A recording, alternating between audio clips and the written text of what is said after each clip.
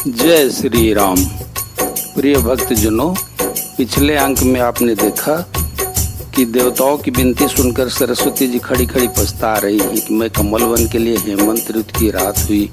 उन्हें इस प्रकार पछताते देखकर देवता फिर विनय करके कहने लगे, हे माता, इसमें आपको जरा भी दोष न लगेगा।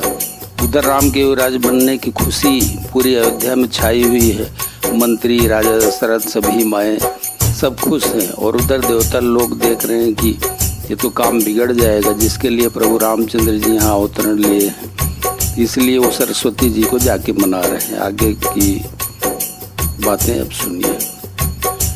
विस्मय हर्ष रहित रघुराऊ, तुम जानो सब राम प्रभाऊ।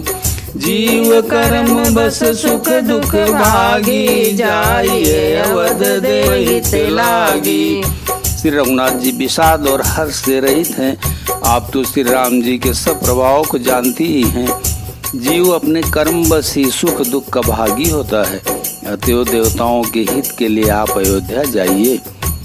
बार बार गई चरण संकोची, चली विचारी विबुध मति पोची।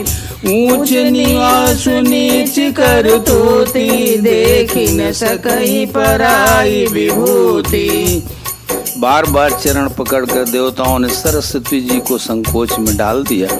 तब वह यह विचार कर चली कि देवताओं की बुद्धि ओछी है। इनका निवास तो ऊंचा है पर इनकी करनी नीची है। ये दूसरे का ऐश्वर्य नहीं देख सकते। आगिल काज विचारी बहोरी, करी हैं चाह कुशल कवि मोरी।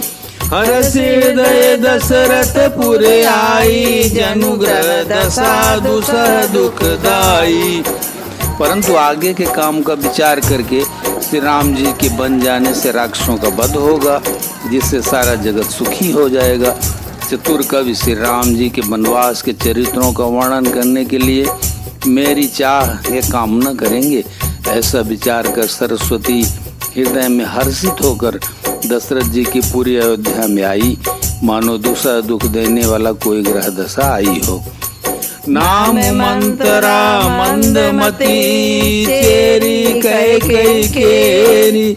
अजस पिटारी ताहि करी, गई गिरा मति फेरी। मंत्रा नाम की कैकेयी कोई एक मंदबुद्धि दासी थी। उसे अपयश की पिटारी बनकर सरस्वती उसकी बुद्धि को फेर कर चली गई। दीख मंत्रा नगर बनावा, मंजुल मंगल बाज बदावा। ऊंच सिलोगन का ऊंचाऊ, राम तिलक सुनि भाउर दाऊ। मंत्रा ने देखा कि नगर सजाया हुआ है, सुंदर मंगलमय बधावे बज रहे हैं। उसने लोगों से पूछा कि कैसा उत्सव है। उसने श्री रामचंद्र जी के राज तिलक की बात सुनते ही उसका हृदय जल उठा।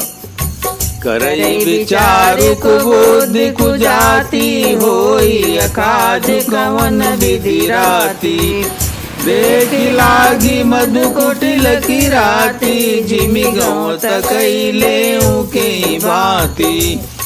वह दुर्बुद्धि नीच जात वाली दासी विचार करने लगी कि किस प्रकार से यह काम रात ही रात में बिगड़ जाए। जैसे कोई कुटिल भीलनी साथ का छत्ता लगा देखकर घात लगाती है, इसको किस तरह से उखाड़ लूं। भरत मातु पई गई बिल खानी, कायन मनि हसी कंसी रानी। उतरु दे न ले सासु, नारी चरित करि ढारई आंसू। वह उदास होकर भरत जी की माता कैकेयी के पास गई। रानी कैकेयी ने हंसकर कहा, तू उदास क्यों है? मंत्रा कुछ उत्तर नहीं देती, केवल लंबी सांस ले रही है और त्रिया चरित्र करके आंसू ढरका रही है। हंसी कर रानी गालु बड़ तोरे, दीन लखन सिख यस मन मोरे।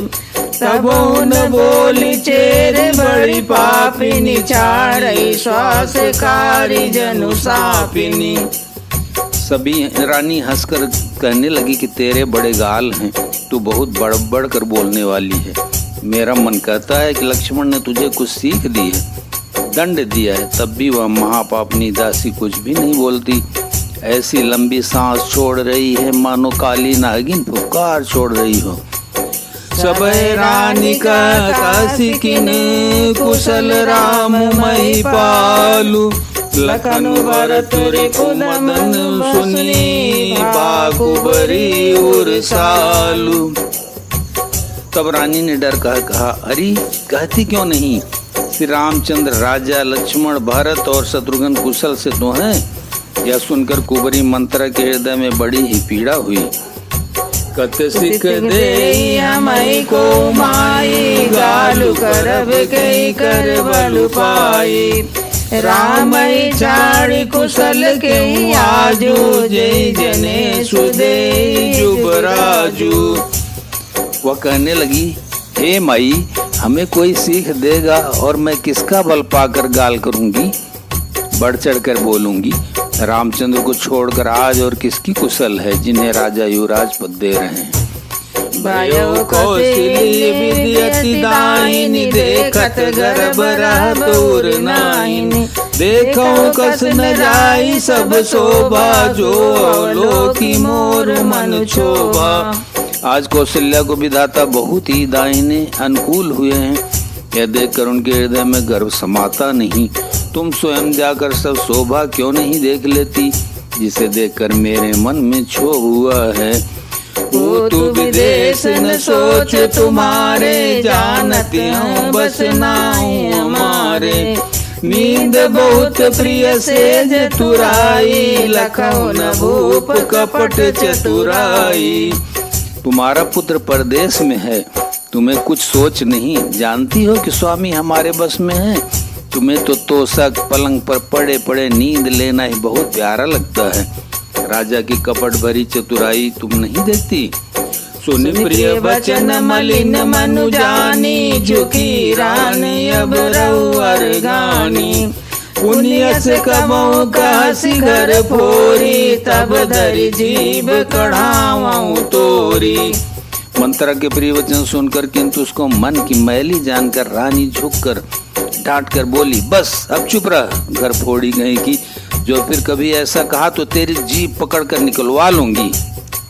काने खोरे कुबरे कुटिल कुचाली जानी, ये विशेष पुनि चेरी कई भरत मातु मुस्कानी।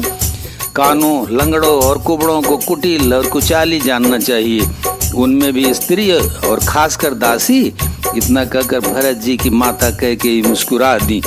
प्रियवादिनी सिख दीन तोई, सपने तो पर कोपन मोई। सुदिन सुमंगल दायक सोई, तोर कहा पुर जय दिन होई। और फिर बोली, हे प्रिय वचन कहने वाली मंथरा, मैंने तुझको यह सीख दी, शिक्षा के लिए इतनी बात कही है। मुझे तुझ पर स्वप्न में भी क्रोध नहीं है। सुंदर मंगलदायक शुभ दिन वही होगा जिस दिन तेरा कहना सत्य होगा, अर्थात श्री राम का राज्य तिलक होगा। बोलो सियावर रामचंद्र की जय। अगला अंक जरूर देखिएगा, क्योंकि अब सरस्वती माता यहाँ पधार रही हैं और मंथरा के द्वारा वो अपना बात जो देवताओं द्वारा कही गई है वो यहाँ पर कहेंगी, और देवताओं का कुछ चक्र या चाल या उनका षड्यंत्र जो भी कही है वो आपको आगे देखने को मिलेगा। जय श्री राम।